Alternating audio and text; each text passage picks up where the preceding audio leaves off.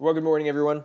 Well, yesterday, as I was watching the first part of the legislature, the question period from September 12th, where Andrea gets removed from the House, from the chambers because she's being disruptive, she tweeted out, quote, "Ford chaos in Ontario notwithstanding, my heart is in Humboldt with so many other Canadians from across our country tonight at Humboldt Broncos, hashtag Humboldt Strong." And, weird. Why do you want to conflate your political fight with this tragedy? Why do you want to tie the two together? There's no reason to mention Ford in this tweet at all.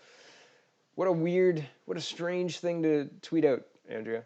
And she tweeted it out twice before with spelling errors, but I mean, it's not like she thought about this. It was like, oh no, I tweeted it out with spelling errors, and then an hour later she tweeted it out again. Yeah, so kind of, it took a while for her to realize that she had spelling errors. And the third one stuck until it was deleted. So, very strange choice from the leader of the NDP. And I think the federal NDP and the provincial NDP have a big, big problem. Okay, so this is yesterday at the end of the being removed from the House because they were being disruptive. They all met together, and I couldn't find this press conference. It looks like a pretty comprehensive press conference. I looked on YouTube. I looked on a couple of the major stations. I looked on CTV, CBC. I couldn't find it, but maybe I wasn't looking hard enough, so that could be on me. But anyway, here's the NDP's tweet. Quote, "NDP MPPs gather after being ejected from the legislative chamber, standing up for all those Ontarians disgusted with Ford's attack on people's fundamental rights. Ontario New Democrats know who we stand with. We stand with everyday people. Hashtag on Polly." Okay, so everyday people, I think, want an efficient, functional city council, and they want non-activist judges, I think, who can read the law and interpret the law in a way that makes sense to some people, and not say that the fundamental right in the charter being violated is the freedom of the press in a council debate, in a number of seats for council debate. The freedom of the press is being infringed? Really? That's weird. Section 2B. Go have a read of Section 2B, or watch the other video that I did about Section 2B. So, very strange choice there, NDP. And Wrath of Horwath, you can read this as well. This is an interesting article talking about the NDP members getting booted from the legislature. I mean, this is a big deal. This is, like I said yesterday, you have a decorum. We have a democracy, and there are accepted behaviors and actions in the House, in the legislature, and there are unaccepted. And it changes. Like, the House of Lords has a different level, and the federal legislature has a different level, and the Ontario legislature has a different level, and the speaker has a lot to do with that, etc. But like that's not small. And the federal NDP. So I think the provincial NDP have a leader who fundamentally misunderstands our system, is comfortable misunderstanding our system publicly and holding a premier to account for a system that she's made up in her head. As I said before, she's saying that Ford's use of Section 33 in the Charter is something a dictator would do, and all of the NDP during question period keep referring to Ford as a dictator, which is really kind of, I mean, it's silly, it's stupid, and it's silly and stupid because Ford to use Section 33, he had to recall his caucus and the whole House. They had to have another debate and another vote, and shocker, the vote passed last night.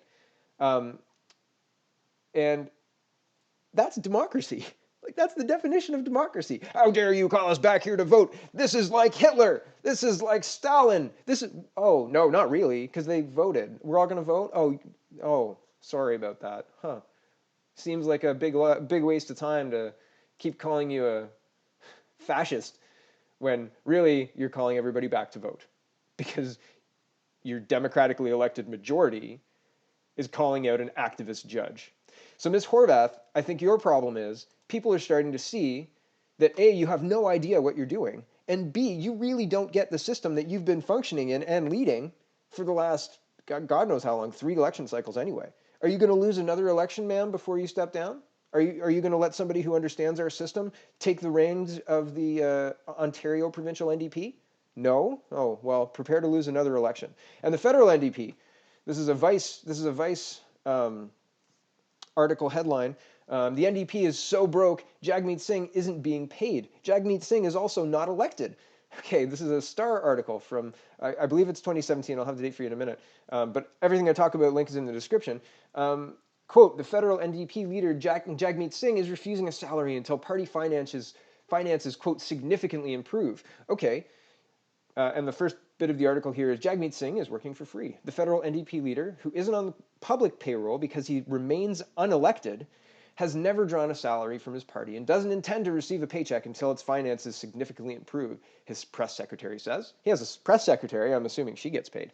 So I think, number one, if you are the leader of a federal provincial party and your party is in the worst financial shape it's been in since ever, you may want to look at stepping down. If you can't inspire fundraising, if you can't inspire Canadians to give you money, then what are you doing in the leadership of the party?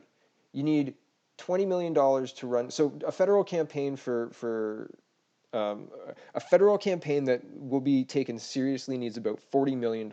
And I can provide the link for that. I was reading about it the other day with regard to Max, actually. And they said $20 million for the leadership campaign countrywide for advertisements and travel and all that other stuff and all the things that go along with the leadership race. So you need to have a party and $20 million is going to be focused on that minimum. And the other 20 million is for down ticket races. Down ticket races is everybody else, all the other elections that happen on the same day, right? So anybody who's running in Max's party or anybody who's running in the NDP, they're going to need support as well. And the support is supposed to come from the federal party. Harper government came in and took out the federal subsidy for other parties, so the NDP aren't getting any public money. Singh himself isn't getting paid publicly because he's not elected, which again goes to my argument that he should maybe step down. He hasn't been elected. He's not popular enough to even hold a seat. And I understand the difficulties of leadership, et cetera, but there are by-elections that he could have run in. And it's strange that he's not running in Toronto, yet he's from Toronto, I believe. He's running in BC.